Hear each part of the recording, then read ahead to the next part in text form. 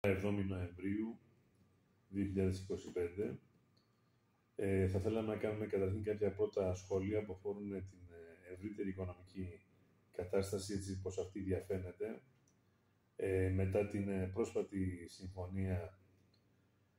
τριμερούς εκμετάλλευσης του κάθετου άξονα που διαπερνάει αυτή η γεωγραφική περιοχή και αφορά την προμήθεια και εκμετάλλευση τερματικών σταθμών φυσικού αερίου στον κάθετο άξονα, προκειμένου να αποφεύγεται η ομηρία των παραδοσιακών ευρωπαϊκών αγορών από την πάλι ποτέ Σοβιετική Ένωση, όπως αυτή θεωρεί τον εαυτό της. Είναι μια πρώτη τάξης ευκαιρία η Ελλάδα να θέσει βάσεις για πραγματική και ουσιαστική ανάπτυξη, καθότι ο πρωτογενής τομέας έχει πληγεί σημαντικά τα τελευταία 30 χρόνια. Ειδικά περιοχές της κεντρικής Ελλάδας, οι οποίες έχουν πληγεί λόγω φυσικών φαινομένων, όπως η Θεσσαλία,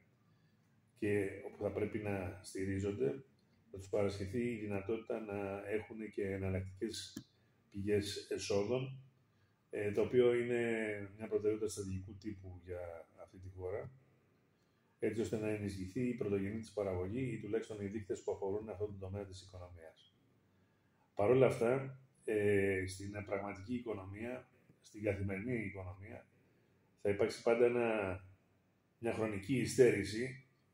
της μεταφοράς τέτοιων επιτευγμάτων στο διεθνή τομέα, όσον αφορά τις καθημερινές συναλλαγές του Έλληνα, οι οποίες μαστίζονται αυτή τη στιγμή λόγω ελλείψεως ρευστότητας, εισοδηματικής συρρίκνωσης, συσσωρευμένου πληθωρισμού και ακρίβειας τόσο στο μέτωπο των παραγωγικών πηγών, όσο και στο κομμάτι το ενεργειακό και των καταναλωτικών προϊόντων. Άρα, το καλάθι της νοικοκυράς, αυτό που εξασφαλίζει ουσιαστικά τη διαβίωση του Έλληνα, έχει πληγεί ανεπανόρθωτα τα τελευταία 4 χρόνια, έχοντας να αντιμετωπίσει ρυθμό αύξησης τιμών, ο οποίος αθροιστικά μπορεί να υπερβαίνει και το 40%, με μια αμυδρή προσπάθεια ενισχύσεως του μέσου εισοδήματος, που αθροιστικά δεν ξεπερνάει το 15%, δημιουργώντας ουσιαστικά μια συρρίκνωση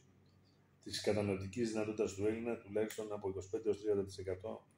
τα τελευταία 30 έτη. Λοιπόν, εμείς, επειδή το αντικείμενό μας είναι η αντιμετώπιση των φαντ και των services ως πραγματική εισβολής σε σχέση με την αξιοπρέπεια, την ακεραιότητα της περιουσίας του Έλληνα, είμαστε υποχρεωμένοι να εστιάζουμε τις προσπάθειες αναχέτησης σε αυτόν τον τομέα, το οποίο ως τώρα, δόξα τω Θεώ, με πολύ κόπο το έχουμε πετύχει.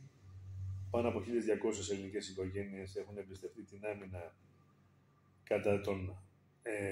τις επιθέσεις της συντονισμένης που δέχονται από τα φαντ και τους services στην εταιρεία μας. Πολλοί εκ των οποίων είχαν φτάσει και στο τελευταίο σημείο ουσιαστικά των μέτρων αναγκαστικής εκτέλεσης βάρους τους, που ήταν ο πληστηριασμός, και ο οποίος έχει αναχαιτιστεί επιτυχώς. Δόξα τω Θεώ, δεν έχουμε χάσει σπίτι δανειολήπτη κατόπιν συντονισμένων προσπαθειών μας, το οποίο αυτό είναι ένα στοιχείο το οποίο μας κάνει να κοιμόμαστε ήσυχοι τα βράδια, εν αντιθέσει με πολλούς άλλους που ή λόγω κακής ενημέρωσης ή πλεονεξίας ή λίγο και έλλειψης ηθικού υποβάθρου έχουν χάσει τον ύπνο τους. Εμείς, δόξα τω Θεώ, έχουμε κάνει το χρέος μας στο ακέραιο και έχουμε βοηθήσει αρκετό κόσμο να προβάλλει εύλογη και δίκαιη άμυνα σε παράλογες και εγκληματικές απαιτήσεις στο φαντ και το services. Το σύνολο των προσπαθειών μας εδράζεται, όπως έχουμε ξαναπεί, στο νόμο 4738 του 20, ο οποίος είναι εξοδικαστικός συμβιβασμός,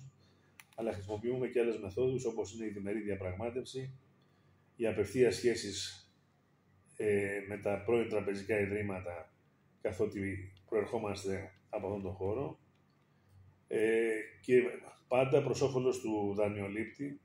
κατά τρόπο ώστε οι τελικοί συμβιβασμοί που επιτυχαίνονται να είναι βιώσιμοι, δηλαδή να μπορούν να εξυπηρετηθούν από τον δανειολήπτη και να μην τον στραγγαλίζουν, επιτυχής διακανονισμός είναι αυτός ο οποίος μπορεί να εξυπηρετηθεί. Όχι απλά φτάνοντας στο τελικό στάδιο ενός υποτιθέμενου εξοδικαστικού συμβιβασμού, στο οποίο είναι λίγο πολύ αυτοματοποιημένη η διαδικασία. Άρα, ο σκοπός μας είναι να προκαλούμε λύσεις τέτοιες, οι οποίες είναι να μπορούν να εξυπηρετηθούν από τα λαβωμένα ελληνικά νοικοκυριά και να δίνουν μια νέα ελπίδα αποκατάστασης και δημιουργίας για τις επόμενες γενναίες. Αυτό το έχουμε πετύχει ως τώρα, είμαστε περήφανοι και θα στηρίξουμε και οποιοδήποτε ενισχύει με υγιή τρόπο την άμυνα και την ελευθερία του Έλληνα κατά οποιοδήποτε επιβουλέα και ειδικά σε αυτούς που εκμεταλλεύτηκαν την πτώχευση της ελληνικής οικονομίας, η οποία θα επερχόταν αναπόφευκτα λόγω των αθροιστικών πολιτικών επιλογών πολλών γενεών, και εμείς θα είμαστε εκεί ουσιαστικά για να δώσουμε την έσχατη μάχη μέχρι τέλους, προκειμένου να μην πειράξουν την περιουσία και κυρίως την πατρόα περιουσία αγνών πολιτών που μοχθούν σε καθημερινή βάση για την αξιοπρέπεια, την ακεραιότητα και την τιμή της οικογένειάς τους. Ευχαριστώ.